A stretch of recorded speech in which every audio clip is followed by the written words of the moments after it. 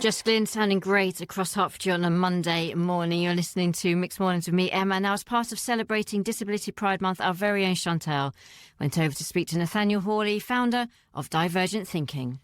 I'm with Nathaniel Hawley. Hi, Nat. Hiya. You have a neuro-inclusion consultancy called Divergent Thinking. Yeah, that's correct. In short, I support organisations and individuals in understanding their minds better, whether or not you've got dyslexia, dyspraxia, autism, or no label whatsoever. Can you tell us a little bit about how you got to this point? I'm neurodivergent, so I have dyslexia, dyspraxia, and autism, and I've pretty much known that most of my life. However, I didn't know what it even meant. So I knew I was in the bottom sets. I knew I had additional learning support. I knew that people would often say, don't mind him, he has ... I knew that I had to go to special play groups to integrate, but I didn't really know why. I didn't feel any different, but I was treated different. I had so many ideas. I was always inquisitive. I always wanted to know the answers. In groups, yeah, I'd often say the wrong things. I'd often accidentally offend people, but I wanted to communicate. After years of essentially trying to swim upstream and finding it overwhelming and tiring, I wanted to teach myself. So I thought school's not really working for me, and I thought I'll teach myself science. So I watched every single science video on YouTube at the time. What I would do is I would scan my textbook, and then I'd get my computer to translate it into text which my computer could read back to me because of my dyslexia. And yeah, I turned out I loved science. I learned how to teach myself in a way that works for me. So I did my master's in neuroscience and yeah, loved it, did good in it. It's funny how things turned out. And then I've just been so passionate about teaching and learning and empowering ever since, which led me to where I am now, like helping organisations and individuals see themselves as a strength-based rather than a deficit. And you did a TED Talk in St Albans. I think I use public speaking, I guess, as a kind of form of therapy. I found speaking to people, doing motivational, inspirational talks, it was a way of validating my experiences. So I think that really helped. The other thing is that probably the fact that I am neurodivergent led me to be a good speaker. I find it quite difficult to talk, like maybe networking, talk when there's 3 individuals, because I don't know the rules. I don't know who I've got to talk to. I don't know how long we're meant to be speaking for. If I'm genuinely not interested in the conversation, I will clearly show it. Whereas when I'm talking to a large group or room of people, I'm not talking to anyone. I'm just talking to the void. I'm talking to myself. So I don't really get like stage fright or anxiety when I'm talking to large crowds because I'm not really seeing the individual. Before even like the names or the labels or the diagnosis existed, there's always been people who are thought different. They're going right back to like cavemen. You had your hunters and you had your gatherers. If you only had one type of thinker, there would be a big problem. There wouldn't be enough kind of like equilibrium, they're all out of sync. And I would say while the neurotypical people are more likely to be the hunters, more social, potentially more outgoing in the more conventional sense, they would go home, bring home the bacon, they would get the kind of the reward or recognition. But the gatherers, they were the organisers, they were more analytical, they were the more creative, the out-of-the-box thinkers. And I think if you look at history, if you were to genuinely name anyone who has honestly changed the world in a significant way, I think you could make a really strong case that they were mostly neurodivergent, because they weren't afraid or able to fit in with the status quo, and they just rebelled. Our alternative way of thinking is going to have a new lick of life when it comes to being seen as a valuable asset, opposed to something that you want to steer around. So for young people in schools that are struggling because the education system doesn't consider different ways of learning, what advice would you give? It's a really good question. I can't beat around the bush. School kind of sucks for neurodivergent people, and I don't see that changing anytime soon. The curriculum is too rigid. I do think you have to take some personal accountability, which maybe isn't the kind of ultimate right way of doing things, but is probably the best way of doing things of where we are right now. Be curious, ask questions, go and learn. Rather than learning about experiments in science, physically try it. Get the kind of vinegar and bicarbonate soda out and make a little volcano. Write your own blog or create your own podcast. Really get your hands dirty. My other bit of advice is that I think schools very much champion being a jack of all trades, a generalist. I think neurodivergent people don't work like that. We're specialists, we're experts. And I would actually encourage you to put all your eggs in one basket. If there's something that you're passionate about, go all in on it. If you are passionate about something, you will learn the skills that are needed that must surround it. For divergent thinking, I was passionate about the brain, but I had no knowledge whatsoever when it comes to business, outreaching, networking. And yeah, I could have studied those subjects separately, but individually, it didn't really resonate with me. It's like learning algebra. It's so intangible, but when it's part of your day-to-day work, it comes very naturally. Believe it or not, I actually enjoy doing my finances now because it's tangible. I enjoy doing the outreach. The admin makes sense to me. It doesn't feel like a drag.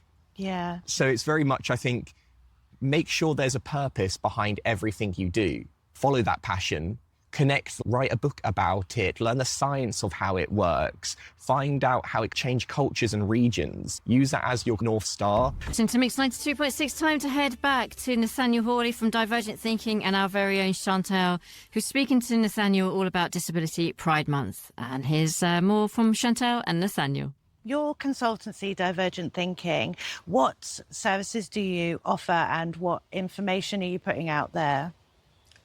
I normally would say we do like the A to Z of neurodiversity in the workplace, which is quite broad, but that's the way I like it. The idea is I would work with organizations of all shapes and sizes, be it small startup, global organizations, government organizations, NGOs.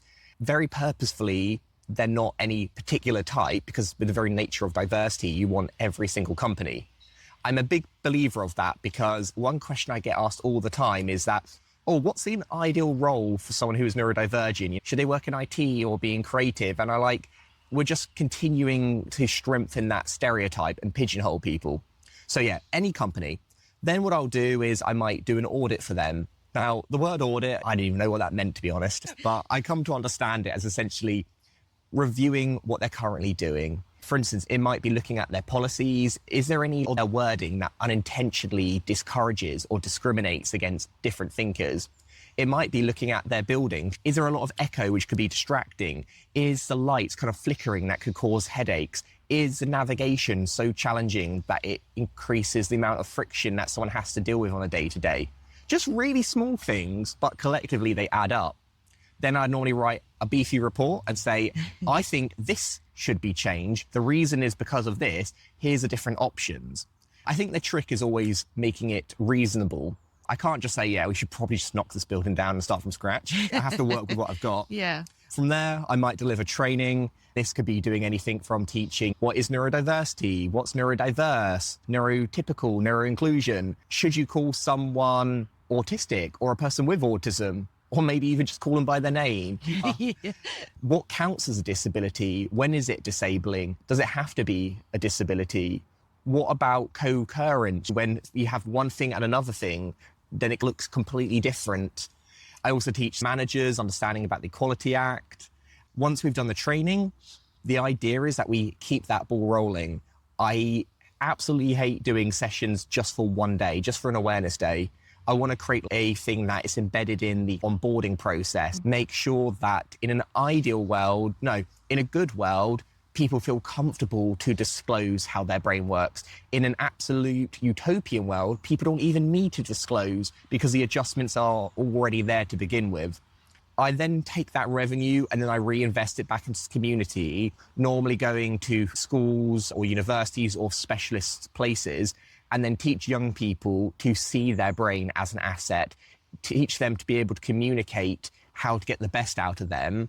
And then ideally, we get those individuals into the organizations that we've trained. So then it keeps our economy flowing with neurodivergent talent. You touched on intersectionality a little bit, and I think that's a really interesting area. There's an irony to neurodevelopmental diagnosis or any actually form of disability kind of labeling or boxing in, where the idea was to categorize different in a tangible way that people can understand and support. But by doing so, they made it so one-dimensional that it became functionally useless unless you fitted the very narrow margins of what the terms were created for. So again, if you were a young white boy from a Western world, those diagnoses probably are fairly accurate. But if you, say, are female, then the way you demonstrate traits are going to be significantly different. If you are from a marginalized community, it's very likely that you may have grown up in an area that hasn't had the funds to support you getting an assessment. If you come from a non-Western culture, the stigma attached to differences can be significantly higher in places. And I think the fact that people do not take these other factors into consideration is why when they put support in place and it doesn't work, they get frustrated. And it's why that when you say, when children either misbehave or don't perform or don't meet these benchmarks which have been prescribed to them as where they should be reaching, normally it is done on the person, the medical model. You're the problem, there's something wrong, you should be meeting these benchmarks. But in reality, it's the environment, it's the society, it's everyone else who haven't created realistic or tailored benchmarks. I think for me, the real definition of neurodiversity pride is being proud of the collective difference and understanding that we all bring together. We should be proud as a society that there is all these forms of difference. I think that might make us have stronger communities opposed to stronger little micro tribes. I honestly think without two things, without space and without disability, I think humanity would be quite screwed. And the reason is those two things have been some of the most transformative and innovative things that have ever happened. When we see a problem, humanity comes together and we create solutions. For instance, I know having a microwave was created due to our understanding of space. With disabilities, creating ramp, escalators, lifts that have since benefited everyone. Assistive technology that was made for a certain type of person is now used for everyone. I think humans love challenges, we love problem solving, and nothing inspires us more than to either reach a new frontier or to make lives better for the people we love. So I truly think without disability, we would be nowhere near as advanced as we are as a community. Nat, thank you so much for talking to me. That was fantastic. Thanks for having me. I really appreciate it. Thank you. Oh, thank you so much to Chantal and Nathaniel Hawley. For more information, just head to Nathaniel's website, divergentthinking.uk. And of course, be sure to tune in every day this week with Mixed Mornings, as Chantal will be bringing you more about Disability Pride Month. More great music, Visage and Guns N' Roses on its way.